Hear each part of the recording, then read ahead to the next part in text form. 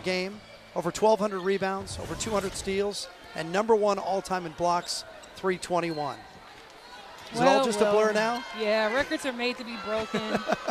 My Pac-10 records have all been broken except for the block shots. It's the last one remaining, so hopefully someone will get that one too. It was great playing here at USC. Was it a tough decision to come? At the time, yeah, you know, you get really caught up into wanting to help rebuild a program as opposed to joining programs that are already been really successful. And at that time, SC was probably 9th or 10th in the Pac-10, and I really wanted to try and help rebuild the program, so that's why I chose it. And I also majored in communications, and I thought at that time we were #3 in the nation, so, you know, great education and to help rebuild a program is what I wanted to do. Ashley Corral inside. The shot clock was at 3. She went high off the window. She's got 17 points, 49 all. It just seems whenever the ball is in her hands, good things happen. I love her confidence, though. She just, when she has the ball, it's either she can put the ball in the basket or she can get it to someone else who can.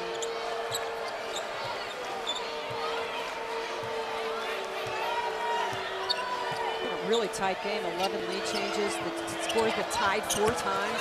Monique Alexander scores, and Mary, you and I were both impressed. Alexander in such great shape this year. Yeah, she's dropped about 15 to 20. I asked her this morning, have you gotten any new clothes? Have you gone shopping? She goes, as soon as I go to Seattle, play UW, my aunt's going to take me shopping. I'm very excited.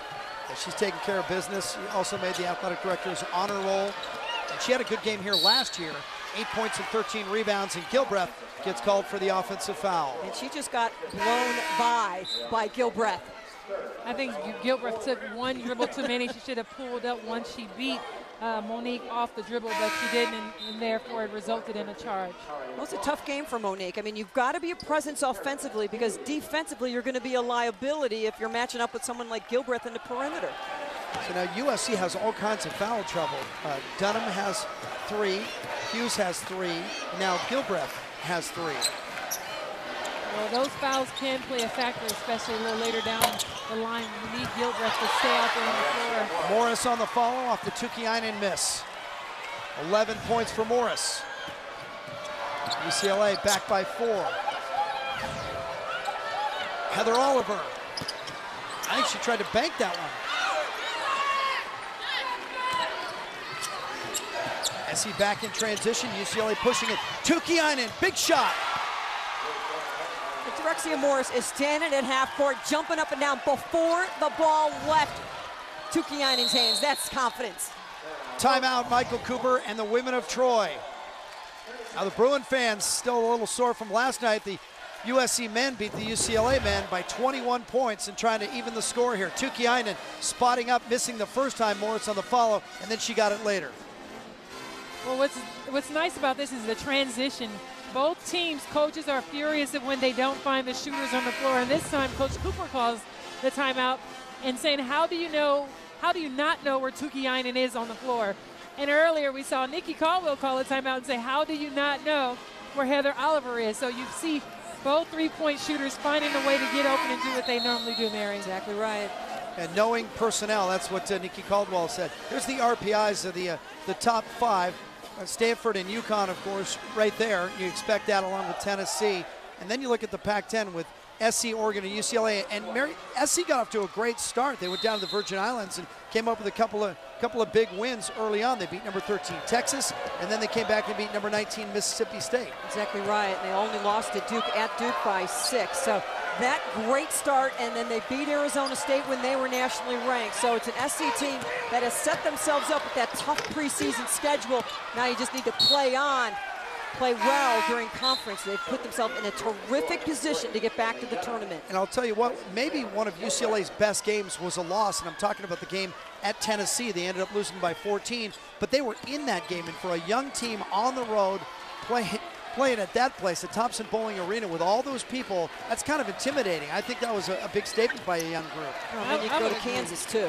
That's a tough place to play. Yeah, absolutely. I would agree. I saw that game, and I thought, wow, it really helped for Jasmine Dixon and Markel Walker to really find their own. They were very impressive against Tennessee with their ability to get to the basket and finish.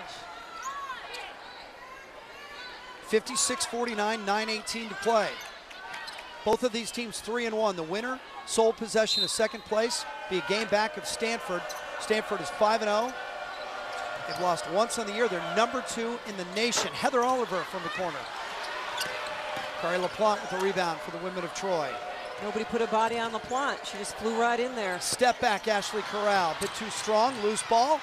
Controlled by Morris. She goes 1-on-3. Give it up late to Dixon. Offensive foul. Wave it off. You could feel it coming. You need to take that short jumper. She got so deep at the point.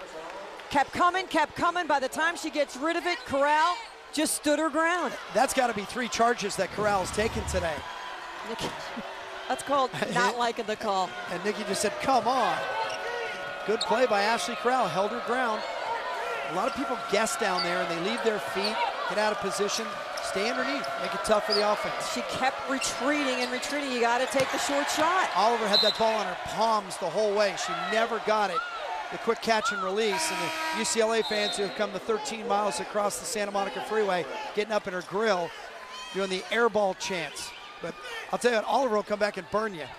The problem with the 13 miles is that it takes you an hour. Yeah. Well, nobody in this town, Mary, knows it's 13 miles. They tell you it's an hour.